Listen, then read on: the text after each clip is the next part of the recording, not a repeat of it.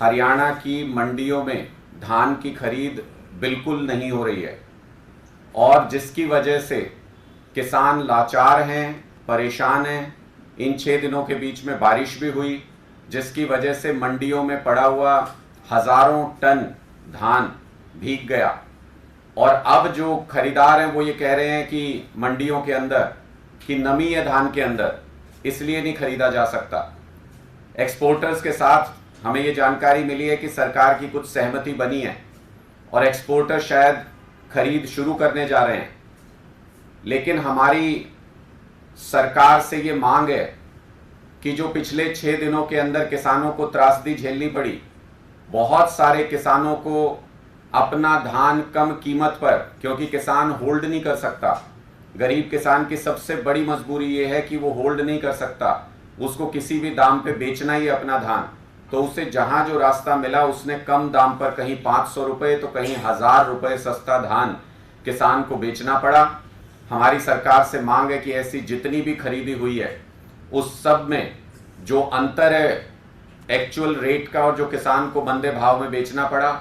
वो अंतर सरकार उसकी पूर्ति करे और वो अंतर किसान के अकाउंट में सरकार पहुंचाने का काम करे। दूसरी महत्वपूर्ण बात कि जो खुले में पड़े होने की वजह से, मंडी में जो अव्यवस्था है उसकी वजह से जो किसान का धान भीग गया है, नमी आ गई है उसके अंदर, उसको खरीदते वक्त किसी भी तरीके का कट नहीं लगना चाहिए उसकी कीमत में। किसान को पैसा मिलना चाहिए, लेकिन दुर्भाग्य देखिए कि उससे पहले वो कट का पैसा लिया जाता है और फिर उसकी खरीदी को ओके किया जाता है और फिर उसके बाद धान का जो पैसा है उसके अकाउंट में पहुंचता है। इसलिए ये जो किसानों के साथ सरकार खिलवाड़ कर रही है, इसको तुरंत प्रभाव से बंद करके जो किसानों को नुकसान हुआ इस बारिश की वजह से, इस सरकारी अव्यवस्था की वजह से, उसकी क्षतिपूर्ति सरकार की तरफ से की जानी चाहिए, ऐसी हमारी मांग है। डीएपी की उपलब्धता, और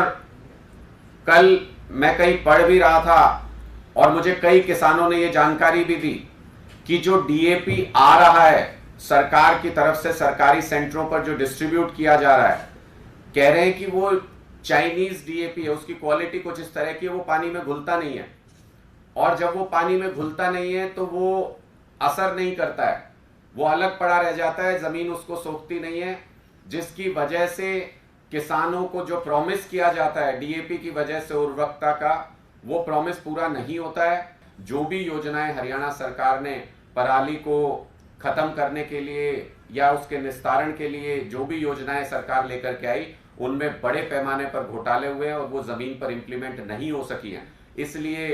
कृपया करके बेचारे किसानों के ऊपर एफआईआर दर्ज ना करें, उनका साथ दें, उनका भरोसा जीतें और पराली जलाने की इस प्रथा को हमेशा हमेशा के लिए खत्म करने में सरकार अपना योगदान दे। हमसे जुड़े रहने के लिए हमारे YouTube चैनल को सब्सक्राइब करें और नई वीडियो की नोटिफिकेशन के लिए बेल आइकॉन को दबाएं। अगर आप ये वीडियो Facebook पर देख रहे हैं तो लाइक जरूर करें और ज्यादा से ज्यादा शेयर करें। धन्यवाद।